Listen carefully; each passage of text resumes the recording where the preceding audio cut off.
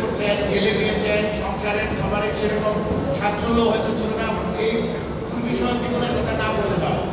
এরপরে আমাদের সেই কাঙ্ক্ষিত বিজয় আসলো, সেটা হলো হাসিনা পালায় গেল।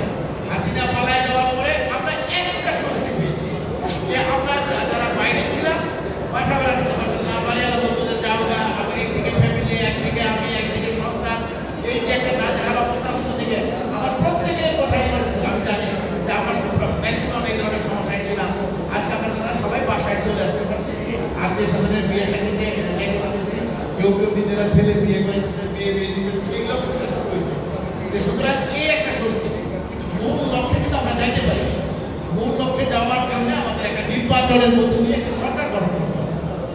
সরকার গঠন করতে হবে। এই সরকার গঠন করলেই আজকে আমরা না শুধু গোটা বাংলাদেশে আমাদের মতো যে 60 লক্ষ নেতা কর্মী যারা মামলা পেয়েছিল, যারা গৃহহারা ছিল, তারা সকলেই একটা স্বস্তির জায়গায় চলে আসবে। এই নির্বাচনকে সামনে রেখে আজকে আপনাদের এখানে বসা।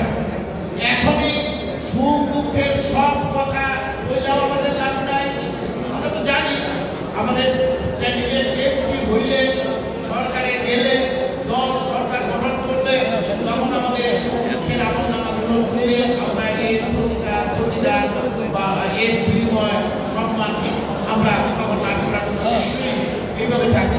কিন্তু আমাদের যদি আগামী নির্বাচনে ফেল করে, আগামী নির্বাচনে যদি দল ক্ষমতা না দেয়, আগামী নির্বাচনে যদি পার্লামেন্ট সদস্য হিসেবে আমরা নির্বাচিত না হই, তাহলে সর্বপ্রথমে বিএনপি যদি গভর্নমেন্টেও যায়, আমরা যারা মিরপুরে থেকে বিএনপি করি আমরা কিন্তু দলের সামনে আগুন দেখাতে পারবো। তোমরা এত তোমরা এত থাকি।